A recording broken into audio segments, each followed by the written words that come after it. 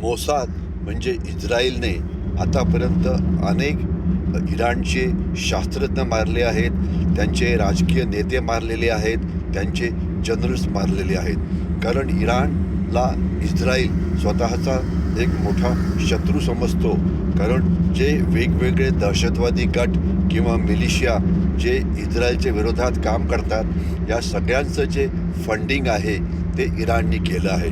उदाहरणार्थ हमास ज्यांनी तो दहशतवादी हल्ला केला होता 7 ऑक्टोबरला, त्याचं फंडिंग पूर्णपणे इराण करतं.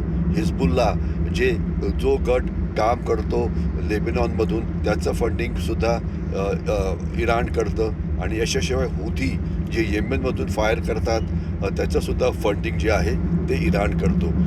या सगळ्यांचं लक्ष हे सारखं इस्रायलवरती असतं. तर त्याच्यामुळे जर या गटांना त्यांची कंबर तोडायची असेल तर यांच्या नेतृत्वाला मारणं हे महत्त्वाचं आहे. म्हणून यांचं नेतृत्व जे लपलं असायचं इराणमध्ये, त्यांना मारण्याकरता मोसाद आणि इस्रायलने अतिशय प्रयत्न करून त्यांना मारलेलं आहे. याच्याशिवाय जो इस्रायलचं दुसरं लक्ष असतं त्यांचे अणुसंशोधन करणारे शास्त्रज्ञ.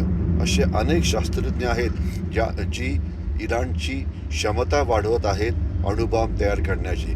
तर त्यांना मारलं तर याच्यामुळे जे अणुसंशोधन आहे ते मागे पडेल. म्हणून अनेक वेळा शास्त्रज्ञांनासुद्धा मोसादनी ट्रॅक केलेलं आहे आणि त्यांनासुद्धा मारलं आहे. माफ करा.